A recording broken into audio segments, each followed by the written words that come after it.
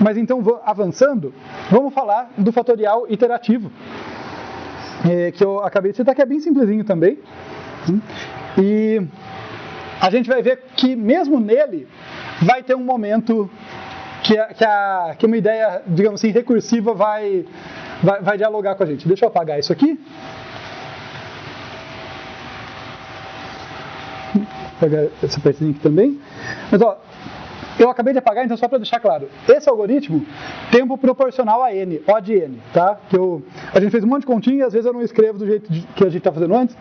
Então o tempo dele, aqui, ele todo da ordem de n, proporcional a n, tá? Porque o número de iterações é da ordem de n, só para ficar claro.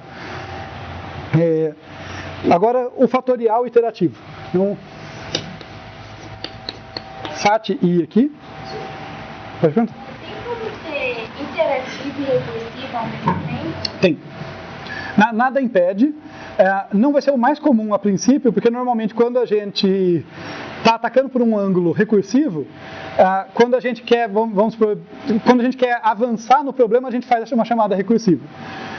Mas, de fato, se não em AED1, em AED2 com certeza tem espaço para ver isso, porque tem algoritmos em que, numa estrutura mais sofisticada, num sentido dela você anda de modo iterativo e você se aprofunda de modo recursivo, por exemplo. Então acontece, né? Nada impede. Ó, fat i ali, a gente recebe um inteiro, né? A entrada é a mesma. E o que eu vou fazer aqui? Eu vou ter uma variável auxiliar fat, onde eu vou estar guardando o fatorial que eu estou construindo. Começa valendo 1. E eu vou aqui para i igual a 1 até n. Tá? Isso aqui significa que o i começa em 1 e o i termina em n mais 1. Só deixar isso claro, que é uma condição de contorno importante. Porque quando o i for igual a n, ele ainda vai iterar. Quando o i for 1 a mais, daí que ele vai sair. Tá? Então ele começa em 1, termina em n mais 1. Né? Ele não itera com n mais 1, mas é esse o valor do i quando termina. A gente vai fazer o quê?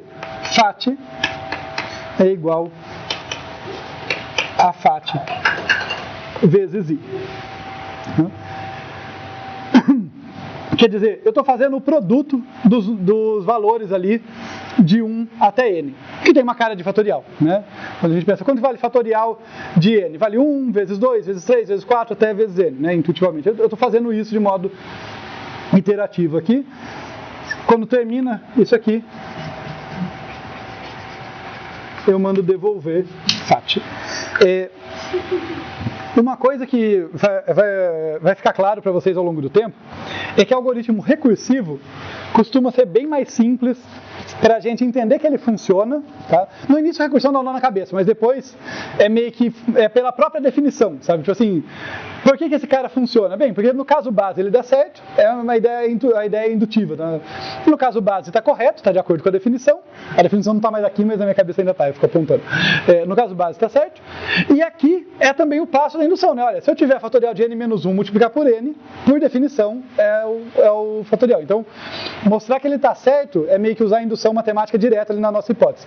Mostrar a eficiência é mais trabalhoso, porque depende de uma recorrência, eles têm que resolver a recorrência por substituição ou outro método. Os iterativos costumam ser o contrário. Olhar a eficiência deles costuma ser fácil. Qual que é a eficiência de tempo desse cara aqui? Quantas iterações ele faz? Ele faz n-1. No caso, ele faz n mesmo, ele vai de 1 a n inclusive ali. Então, mas assim, o importante pra gente, da ordem de n, né? Certo? Vai ser da ordem de n iterações. Então esse algoritmo tem a mesma eficiência do recursivo. Em tempo, número de instruções, a mesma proporção, varia constante ali. Tá? O iterativo até uma constante um pouquinho menor, porque a chamada recursiva tem um custo a mais para empilhar a galera ali na pilha de execução. Mas é da mesma ordem de grandeza, da ordem de n. Eficiência de memória. Quantas variáveis locais ele usa? Ele é mais eficiente, ele usa 2 variáveis locais, só que ele está sempre apagando uma delas. Isso, não, mas 2 já é constante. Né? Na verdade, são 3, Porque o parâmetro é sempre uma variável sua. Tá? Mas assim, é um número constante, ele não fica precisando de mais memória conforme o n cresce. O anterior ficava por causa de empilhar, esse não fica. Então, em memória, esse cara é mais eficiente. Eficiência de memória, ele leva é uma quantidade constante de memória que ele usa mais. O outro usava mais do que isso. Né? Dito isso, tudo bem até aqui, então, na eficiência? Dito isso, provar que esse cara está correto não é trivial. Por causa do mesmo argumento que eu usei na aula anterior sobre o algoritmo de calcular o log. O que é evidente é que se o FAT começa a valer um certo valor, ele termina a iteração valendo aquele valor vezes i. Isso é óbvio. O que ele vai valer depois de n iterações não é óbvio. Como o fatorial é conhecido da gente, a gente até enxerga ali. Mas vamos por mim, a gente não pode só confiar na intuição, a gente tem que conseguir mostrar que o negócio vale mesmo. Então, é aquele passo, assim, uma iteração a gente sabe o que faz, mas várias iterações, depois de todo o algoritmo rodando, não é tão evidente. Tá? E daí a gente vai usar o quê? Invariante de laço, para mostrar o que ele faz. Então aqui eu vou chutar um valor, aqui eu vou chutar uma relação entre as variáveis, tá? Vou chutar aqui uma relação entre as variáveis para a gente, que vale ao longo de todas as iterações. Então, no início da primeira iteração, eu vou colocar assim, tá? Para ser o caso base, né? Ah, não, minto. Desculpa. Vamos dar o chute primeiro, tá? Vocês querem ajudar num chute? O que vocês acham que o FAT vale? Ó, o FAT é construído, ele começa valendo 1 e ele multiplica por i em cada iteração. Quanto vocês acham que vale o FAT na iésima iteração? É o nosso invariante de laço aqui, a nossa tentativa. I elevado a... Não é elevado porque o i está mudando. Né? Lembra que tem um incremento do i escondido. Tomem cuidado, porque eu vou até destacar ele aqui. Ó. A última coisa, inclusive é bom saber isso, a última coisa que o meu for faz na iteração, e eu estou enfatizando isso porque é importante saber o momento, é o último passo. Depois que o for fez tudo, ele vai fazer aqui i mais igual a 1. Então tem uma instruçãozinha no i escondido aqui. Não esqueçam dela, importante. Tá? E a última coisa que ele faz numa certa iteração, daí ele faz o teste para a próxima. Né?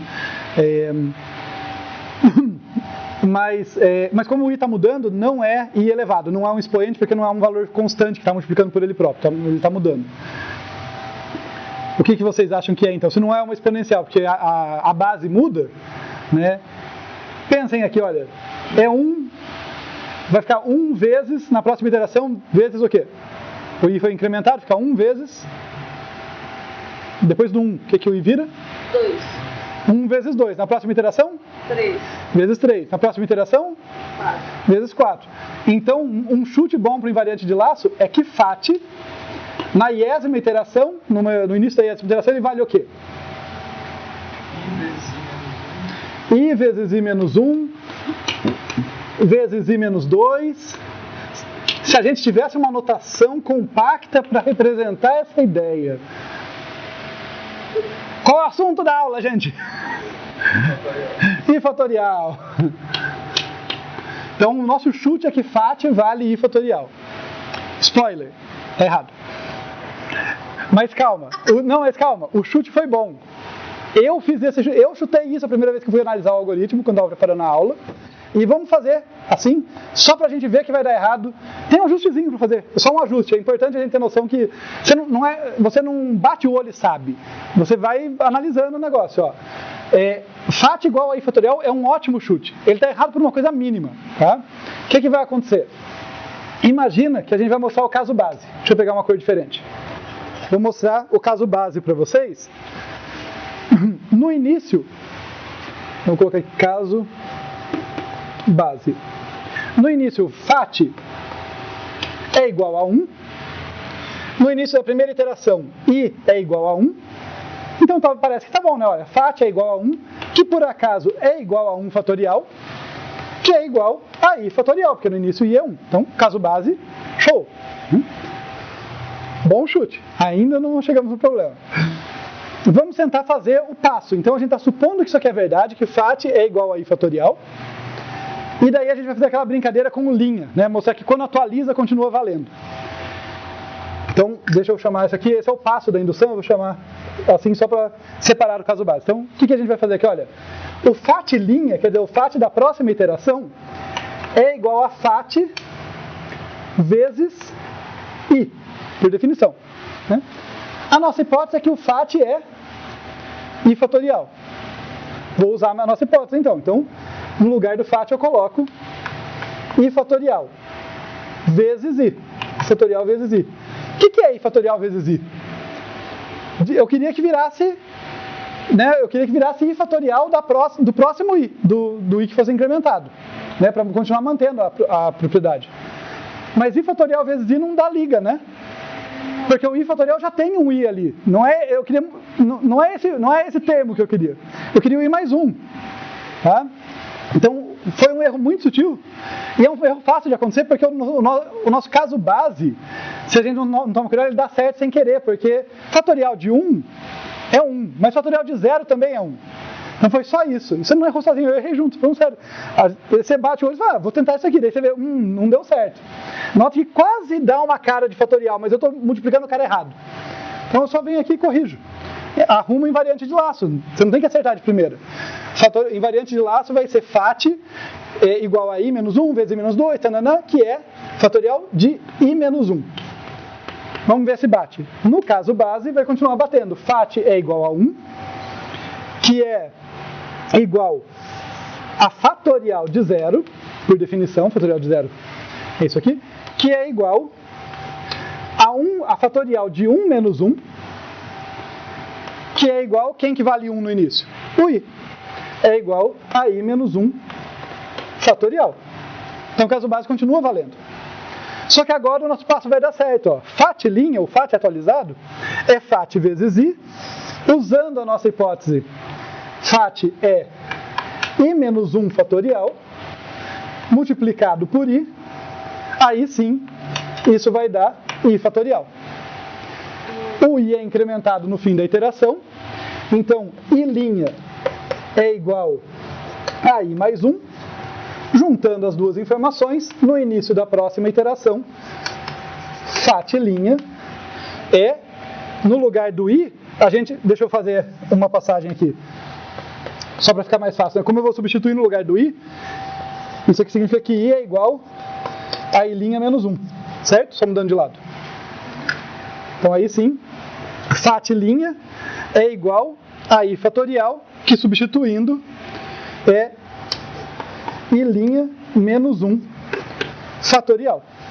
Mantivemos a propriedade. FAT começou sendo isso, no início da próxima iteração ele continua sendo isso. A relação entre o FAT e o I se manteve. É isso que uma propriedade invariante tem que ser, né? Por nome, invariante de laço é isso, é uma propriedade que não varia conforme os laços passam. Tudo bem? Eu sei que a matemática dá um pouquinho de nó. Tentem voltar depois com calma. Assim, podem levantar dúvidas agora, claro, mas tentem voltar depois verificar, porque eu vou fazer uma conta rapidinho aqui para a gente conseguir cobrir, né, a aula, mas é continha, tá? E o objetivo ali foi mostrar que a nossa propriedade está certa. Então, nós temos esse chute correto aqui, né, do que é o nosso FAT. O nosso FAT é I menos 1 fatorial. E por que esse chute é importante? Deixa eu apagar para cá. Ele é importante para mostrar que o algoritmo está correto. Tá? O que vai acontecer aqui? Olha, no final, eu devolvo FAT. Mas eu só devolvo ele depois de sair do laço. Né? Quando eu chego nesse ponto, eu já saí do laço. O que está escondido nesse pseudocódigo? Olha, I igual a 1 até N, com o I incrementando de 1 em 1. Quer dizer que o I vai ser 1, vai ser 2, vai ser 3, vai ser N, quando ele for N ainda vai executar, daí ele vai virar N mais 1 e vai sair, porque daí não vai passar na condição. Então, você na verdade, você está devolvendo o FAT' do último caso. Eu estou devolvendo o FAT' depois que o I foi igual a N. Exatamente. E daí, para saber exatamente o que eu estou devolvendo, eu vou usar o meu invariante de laço que eu provei, porque eu mostrei que o FAT e o I estão sempre conectados. Só que para o I, de quando eu saio do laço. Isso é sutil, é importante perceber, tá? O pseudocódigo engana um pouquinho. Lembrem de C. Inclusive, esses códigos todos têm C nas notas de aula, tá? É importante depois vocês fazerem o paralelo. Em C, o que a gente faria? I igual a 1 continua enquanto I for menor ou igual a N, né? Se ele vai até N, inclusive, nesse caso, enquanto ele for menor ou igual a N, e incrementando. Então, eu saio quando I for maior do que N, quando I for igual a N mais 1, já que ele incrementa de 1 em 1.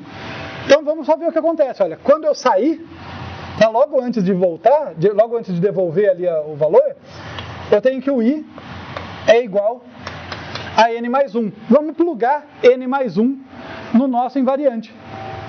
Fat é igual a I menos 1 fatorial. Foi o nosso invariante, né? Que a gente provou. No lugar de I, eu ponho N mais 1.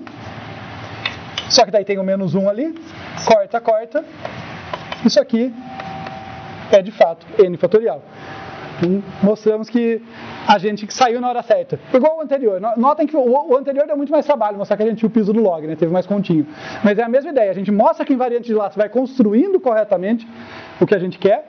E depois a gente mostra que, olha, pela condição de parada, a gente saiu na hora certa. Eu saí na hora que o FAT tinha o valor que eu queria. Beleza? Então a gente devolveu. Então esse algoritmo está correto. Esse é o nosso algoritmo iterativo, que leva tempo proporcional a N, que gasta tempo constante, que gasta memória adicional constante, ele devolve a coisa correta.